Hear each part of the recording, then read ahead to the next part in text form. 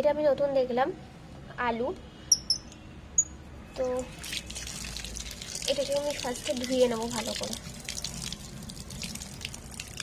এবার এগুলোকে চিকলা ছাড়িয়ে ভালো করে টুকরো করে নেবো। এই আলুগুলো আমি কেটে নিয়েছি এরকম টুকরো টুকরো করে। এদিকে আমি তেল গরম করে নিয়েছি, এর মধ্যে আমি আস্তে আস্তে করে আলুগুলো ছাড়বো। আমি জানি না, এই ফার্স্ট তো আমি এই আলুগুলো কিছু বুঝতে পারছি না, নিজের মতো করে রাঁধছি, দেখা যাক খেয়ে। আলুগুলো কাটার সময় একটু সাবধানতা অবলম্বন করাটা খুবই দরকার, কারণ খুবই মানে ল্যালে জিনিসটা, মানে পিচ্ছিল টাইপের।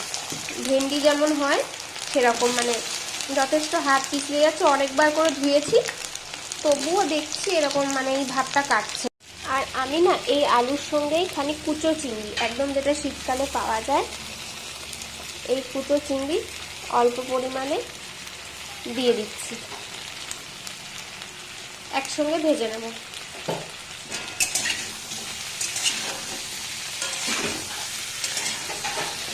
এবার হালকা হলুদ আর হালকা মানে অল্প নুন দিয়ে ভাজবো।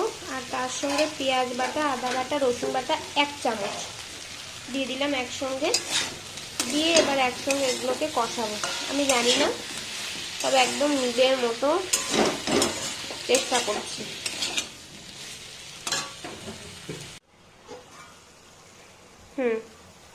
বেশ ভালো হয়েছে। এবার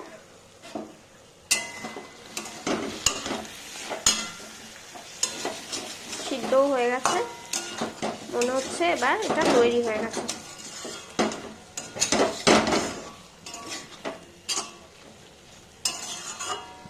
এই সেই আলুর তরকারিটা এই ফার্স্ট খাবো, জানি না কেমন হয়েছে, তবে আমার তো মনে হচ্ছে খুবই ভালো হয়েছে। তো যে যেরকম খাবে সে সেরকম বুঝে লঙ্কাটা দেবে। সুন্দর হয়েছে।